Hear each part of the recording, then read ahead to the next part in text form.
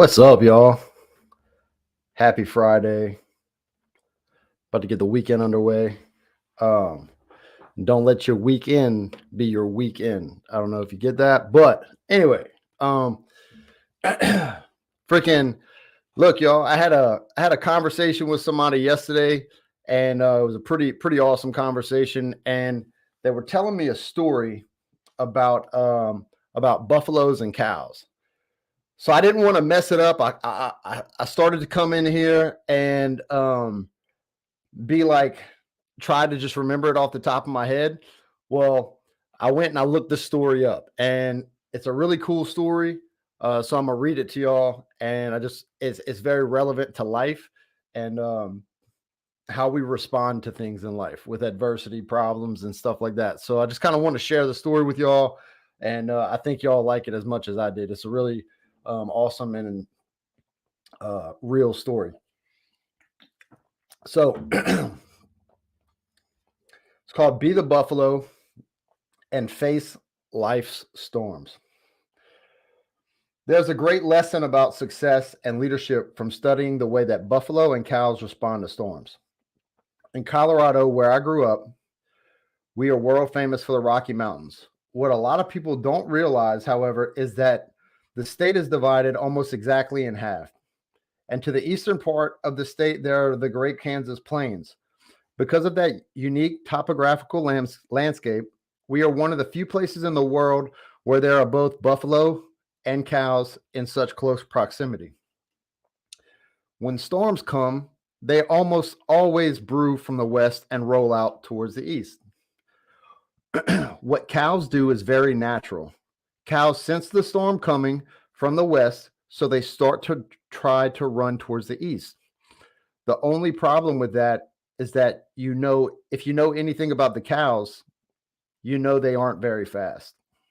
So the storm catches up with the cows rather quickly, and without knowing any better, the cows continue to try to outrun the storm. But instead of outrunning the storm, they actually run right along with the storm, maximizing the amount of pain and time and frustration they experience from that storm. Isn't that stupid? Humans do the same thing all of the time. We spend so much of our lives constantly trying to avoid the inevitable challenges that come along with the difficult circumstances that our very own choices have led us to be in. People who are in debt constantly try to find ways around paying their bills. People who are unhealthy make rationalizations for why they can't do anything about it or why it doesn't matter. People who are struggling in their marriage are often trying to avoid the difficult but meaningful conversations that need to be had to reconcile that relationship. Salespeople do everything to try and avoid making a sales call. And the key insight that ultra performers have made that not yet necessarily everyone else has is this. Ultra performers realize that problems are procrastinated on or only amplified. Waiting always makes it worse. What buffalo do, on the other hand, is very unique for the animal kingdom.